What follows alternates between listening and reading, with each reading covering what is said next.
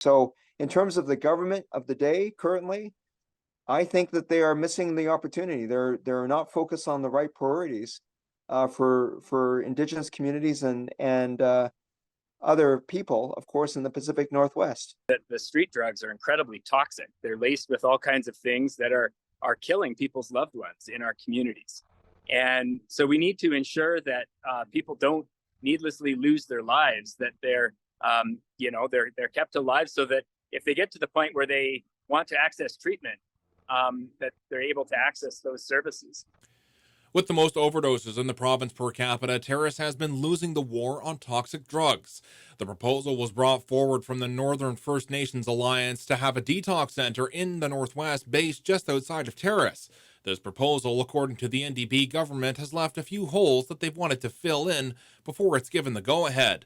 But as they've explained in an email to CFTK-TV, things are progressing, telling CFTK that we are working with the Northern First Nations Alliance and other partners to determine how to support more Indigenous-led treatment and recovery options. The ministry explaining that the proposal was brought forward in 2021, with the Memorandum of Understanding tabled to be better understanding the community as well as asset mapping and feasibility studies, helping to be paid for by the $195,000 from this government. The Northern First Nations Alliance met with the ministry as well as Premier Evie in April of 2023. In July of 23, the FNFA received an additional $553,000, according to the ministry, to help support the design of the project. But since 2021, the death rate per 100,000 has only gone up in the Northwest, from 59.7 up to 74.2.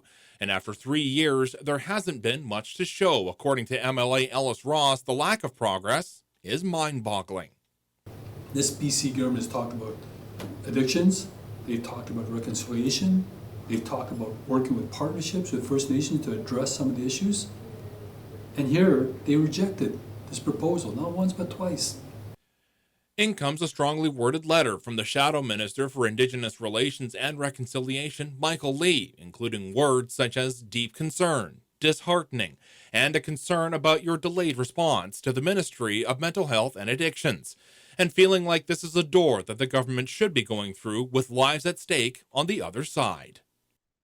Ideal opportunity to work with these nations in partnership to provide the kind of much needed services that we know are needed in Terrace, in Kitimat, in the surrounding Indigenous communities. We need this facility, we need it now, and we need the government to actually take action. And in terms of this, all it means is consider this not only in your budgets discussions, but also in your surplus. Because last year the government shoveled money out the door with very little rationale or substance behind it. I mean, we're talking about billions of dollars of surplus money, and Skeena was not considered in terms of addictions. When pressed further for clarification on the issue, the ministry is quoted as saying this work is very much underway, and to imply otherwise undermines our ongoing collective efforts.